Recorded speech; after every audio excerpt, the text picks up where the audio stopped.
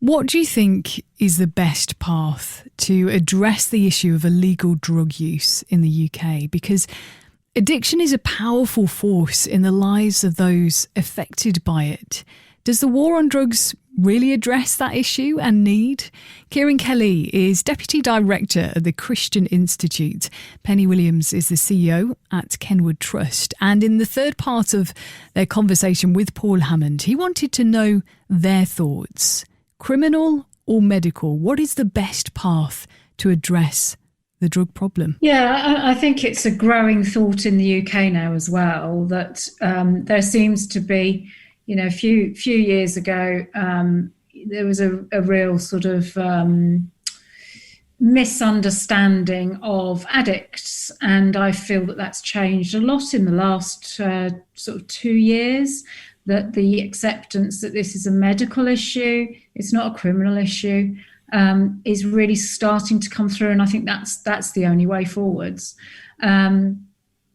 I think the criminal issue needs to be focused, as we've just discussed, on the actual drug dealers and that side of things. But the people at the sharp end, they're often taking drugs or alcohol to escape traumas, PTSD, things that they have experienced and not received the right support and help from society. They have maybe mental health issues as well. So I'm very pleased to report that I think that is going that way, and I would support that 100%, that this is a medical issue, not a criminal issue. But are you giving, if somebody's an addict and they've chosen to be an addict and they've done all sorts of things to support their addiction and so on, if you're then going to turn around and go, it's a medical, but it's an illness, you see, that's what it is. It's an illness, that's why they're doing it. I mean, aren't you just giving them a bit of an easy time of it then, letting them off the responsibility?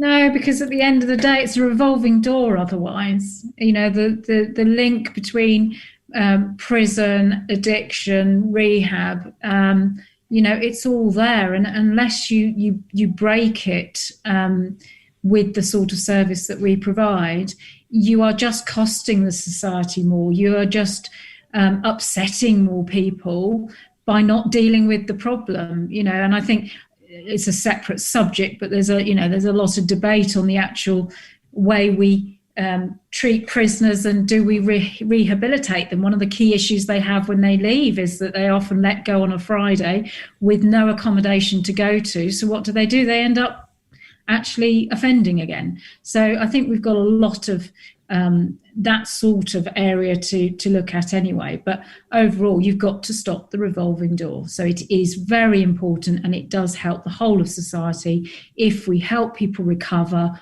rather than just putting them in prison for their offences. That's a very strong faith message, of course, isn't it, Ciarán? That the need for compassion and the need to meet people where they are, and the need to support people in moving into a different way of life. I mean, that is a very. Does society need to be listening a little bit more to that sort of, I suppose, biblical perspective? Well, it is a biblical perspective, but it's not a complete biblical perspective, I suppose, is what I would say. And so it is a medical issue, absolutely, but it is also a criminal issue. And I think you can recognise the need to break this revolving door without saying that you would simply, and I'm not saying Penny was saying this, but that you simply decriminalise drug use, as some certainly call for and increasingly call for it. Because the fact is that the law does have a restraining effect. So if we're talking about the prevention element, i.e. You want to stop people becoming drug users in the first place, the law very much has a part to play. And certainly, there was a poll just a few years back of youngish people, 18 to 24-year-olds, and about 25% of those who were asked, I think it was just about cannabis, were saying that were the law not there, then they would try it for themselves and start using it for themselves. So certainly there's difficulties. I'm not suggesting otherwise, but the law has a part to play, and because drug use goes on and it's difficult to deal with, and there's other issues involved, that's not a reason to sort of say that we kind of give up on the two other legs of the stool that I was talking about earlier, the prevention and the policing, as well as the rehabilitation. You know, we don't do that with other issues. I find it very strange. We don't say that there's poverty everywhere, so we stop.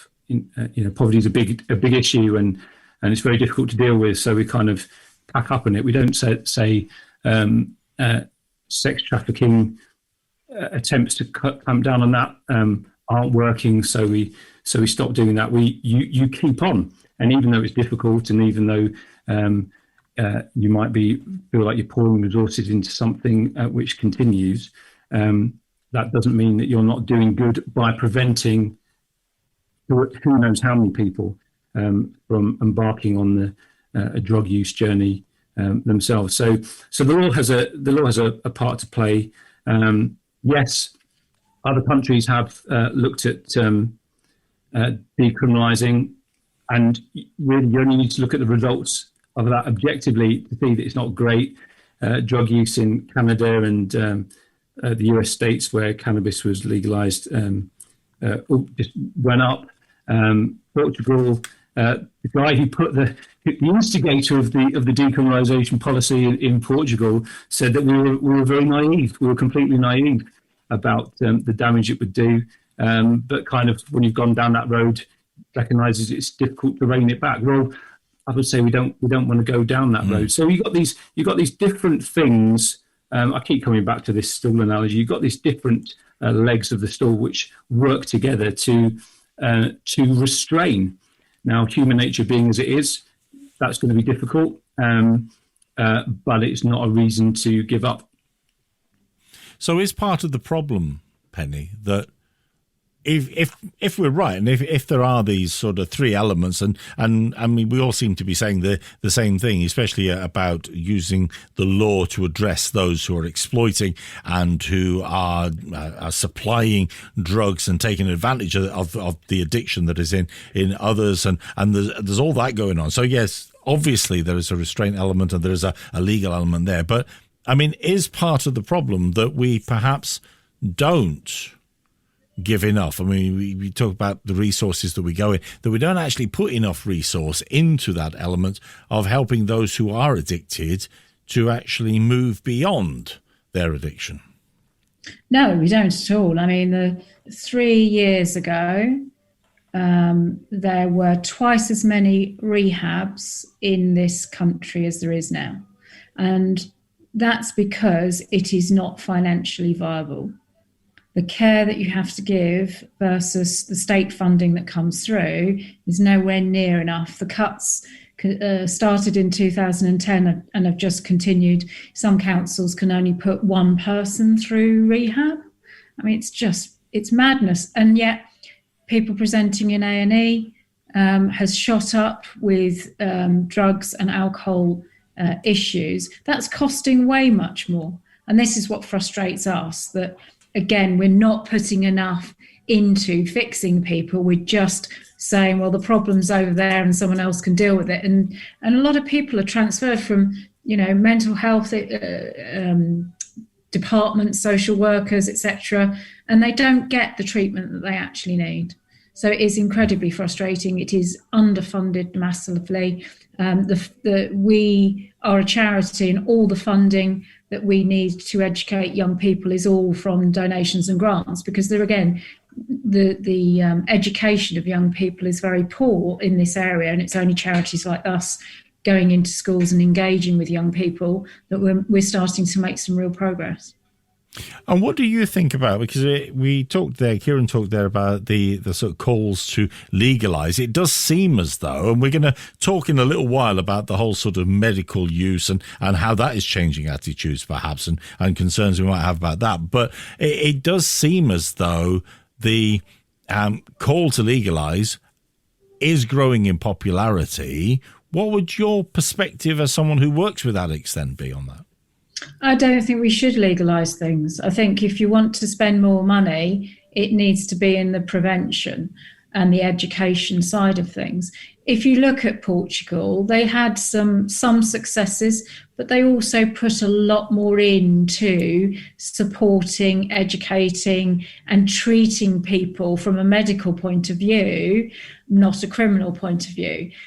So there's a lot more to it than just changing the law. And I think this is a bandwagon that people are jumping on as the latest way to fix the problem. And it's not. It's avoiding the things that actually take time and money, which is caring about people, understanding, and putting educational and medical assistance in to help ease the situation. I don't think changing the law is the answer, but again, that's a personal view that some may not agree with. And I suppose there's a thing in there as well, Ciarán, that if actually Penny's right, and the reason why people turn to addictive substances because of the experience of their lives. I mean, very often we look at some of the estates where drug abuse is rife, and we go, oh, that estate is ruined because of drugs. But actually, perhaps there's a need to recognise some of the other issues that are affecting those sorts of communities and wonder whether, chicken or egg, which is coming first.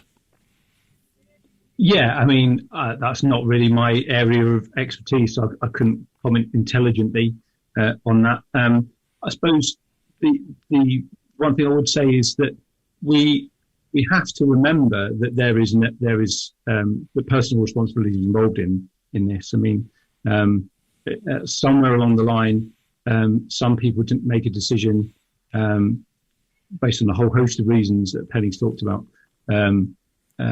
deliberately or sort of accidentally, so to speak, to take drugs. And there's plenty of people who don't. So we can't sort of pretend that a choice hasn't been made. But yeah, I mean, these are absolutely complicated issues, and the effect of particular economic circumstances, for instance, is obviously going to be a connection. But let's not pretend that either that drug use is somehow a